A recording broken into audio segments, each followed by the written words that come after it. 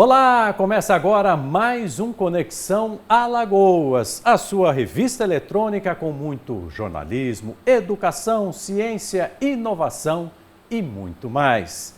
E no programa de hoje eu tenho o prazer de receber o professor Rafael Lobo, ele que é consultor pedagógico da Hug Education. Seja muito bem-vindo, Rafael. Obrigado pela gentileza de aceitar o nosso convite. Eu que agradeço, Mauro, enquanto empresa, enquanto Hug, agradeço muito e pessoalmente também agradeço o espaço. Seja muito bem-vindo.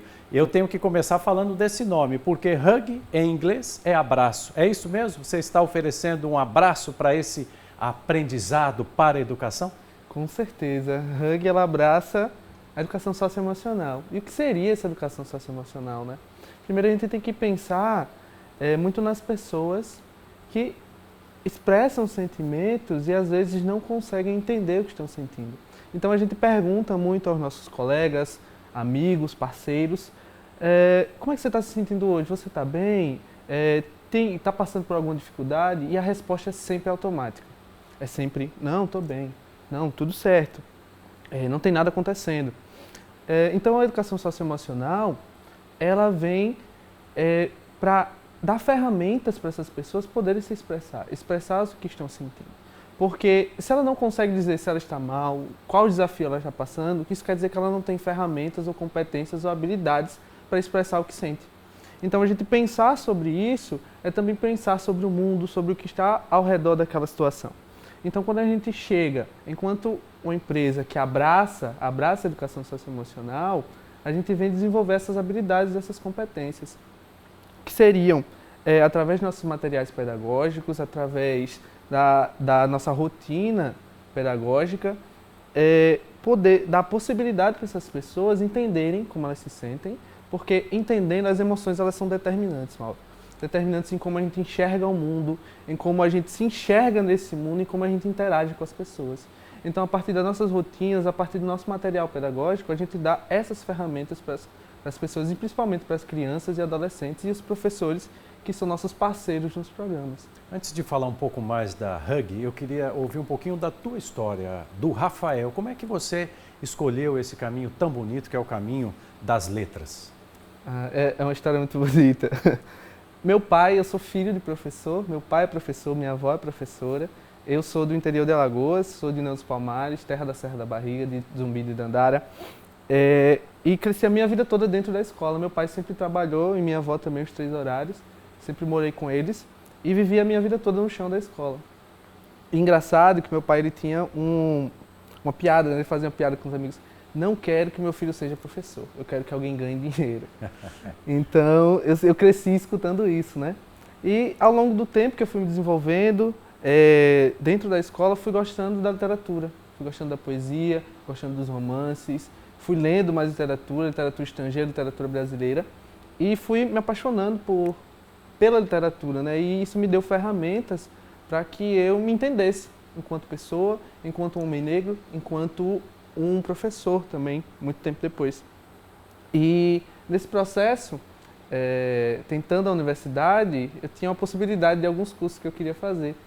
E já passou entre educação física, matemática, já também quis trabalhar com computação, né, engenheiro de software, mas eu pensei que era um ambiente muito solitário, eu sempre fui uma pessoa muito coletiva, de estar junto dos outros. E eu pensei, não, acho que, como eu gosto de letras e literatura, acho que professor seria um bom espaço para mim. E ingressei na Universidade Federal de Alagoas e disse, não, se eu não me encaixar, se não for aquilo que eu quero, eu saio, eu procuro outro lugar. E na primeira semana me encantei com tudo que eu estava vendo, principalmente com o meu professor de literatura, Roberto Sarmento, e foi ali a virada de chave. Então, depois daí, fui para o meu mestrado estudar literatura, e depois voltei para a sala de aula. Eu acho que isso era o mais importante, eu não queria ficar só com aquele conhecimento para mim. A ideia de partilhar, da gente partilhar nosso conhecimento, construir vínculos, construir espaços em que todos tenham essa partilha de conhecimento. Então voltei para minha cidade, fui professor durante 2 anos e atualmente estou consultor da Hug, pois acredito na educação socioemocional como pensar no futuro, pensar essas crianças para o futuro. Então eu tinha um espaço restrito, então a gente, enquanto Hugg, enquanto Alagoas, enquanto Brasil, como estamos em Minas Gerais, e também enquanto fora do Brasil, internacionalmente na Europa, a gente pensa na educação para o futuro, que a gente possa mudar o futuro dessas crianças, dos adolescentes, que a gente tenha adolescentes e crianças que saibam interagir, disponibilizar todo o seu arcabouço e ferramentas emocionais para que eles possam interagir com assertividade no mundo. Qual é o peso de você ter nascido, professor, lá em União dos Palmares, como o senhor muito bem definiu, a terra de Zumbi e de Dandara? O peso disso na tua formação? Uhum. É muito representativo, né?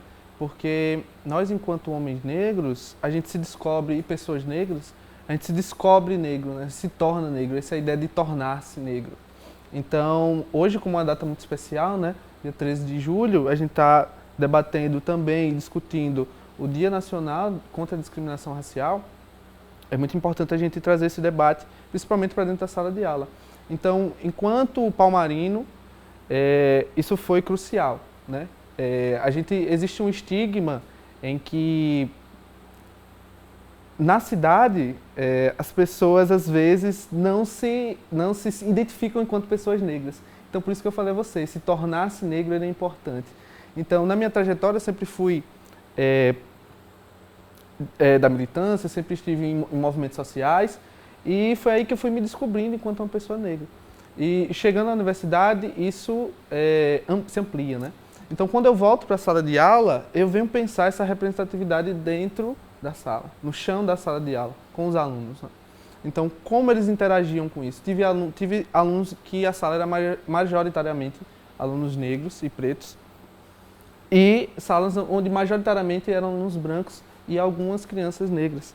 Então, a gente percebia a diferença da interação daqueles alunos uns com os outros. Então, a importância da representatividade dentro desses espaços. Então, trazendo a ideia enquanto Hugg, né, enquanto uma rotina psicopedagógica, enquanto nosso material pedagógico. A ideia da representatividade, que está muito nos nossos livros, ela é totalmente importante. Da autovalorização, da autoeficácia dessas crianças, que elas se sintam representadas, se sintam vistas. Então, criar espaço de diálogo, como a gente faz na nossa rotina, criar espaço de diálogo para que a gente possa expressar nossos sentimentos, expressar, geralmente, as nossas dificuldades nessa interação social, principalmente em frente ao racismo, é de extrema importância. Então, esses espaços, eles são de construção, né? Como é que surge a Hugg? A Hugg, ela surge há 30 anos, está há mais de 30 anos no mercado. Então, ela parte da ideia do professor Rafael Bisquerra, né, que ele é psicólogo, sim, e ele desenvolve um pentágono das emoções, né? Então, esse pentágono das emoções são 5 competências emocionais que a gente pensa e concorda que elas alteram toda a nossa visão de mundo e como a gente interage com ele. Então, as 5 competências, elas partem primeiro da consciência emocional, primeiro da gente tomar consciência das nossas emoções, saber nomear essas emoções é importante, conhecer a grande gama de emoções que existem. Depois, a regulação emocional, a gente percebe essa emoção, o que é que a gente está sentindo, e é a partir daí que a gente lida com ela, como a gente vai lidar com essa emoção que a gente sente. Terceiro é a autonomia emocional, que são todos os autos, a gente gosta de dizer isso, né? A autoeficácia, a automotivação, a autorrepresentação. Então, essas 3, elas formam a ideia de como a gente toma consciência, interage e acessa essas emoções. Depois a gente vai para as 2 últimas competências, que é a competência social, nossa interação. Então, se eu tenho uma emoção desagradável, geralmente eu tenho que parar, pensar o que eu estou sentindo. Eu tenho raiva, eu sinto um estresse, eu tenho que parar, não, estou com raiva agora. Então, o que é que eu vou fazer com essa emoção? Então, a autorregulação ela ajuda a agir. Então, a gente sempre trabalha na nossa rotina psicopedagógica o Sim. RPA, que é respirar, pensar e depois agir. Então, nisso a interação social vem aí na competência social e, por fim, a competência de vida e bem-estar, que é como a gente constrói o coletivo. Como essas competências, elas nos ajudam dentro do nosso cosmo, né? Dentro da nossa sala de aula, dentro da nossa comunidade ao redor da escola, dentro da nossa casa, com nossos pais, amigos e colegas, a gente consegue ser mais assertivos nas nossas falas, em como a gente está se sentindo, não aceitando alguns acontecimentos que geralmente nos prejudicam e nos ferem. Professor, nós vamos fazer o seguinte, uma rápida pausa para um rápido intervalo e na volta eu vou querer saber do professor Rafael Lobo o seguinte, será que tudo isso que ele está falando exclui as matérias, né, professor, tradicionais, como português, matemática, ou será que também, além delas, tem tudo isso que ele já falou? Já, depois do intervalo, essa e outras respostas. Eu volto em instantes.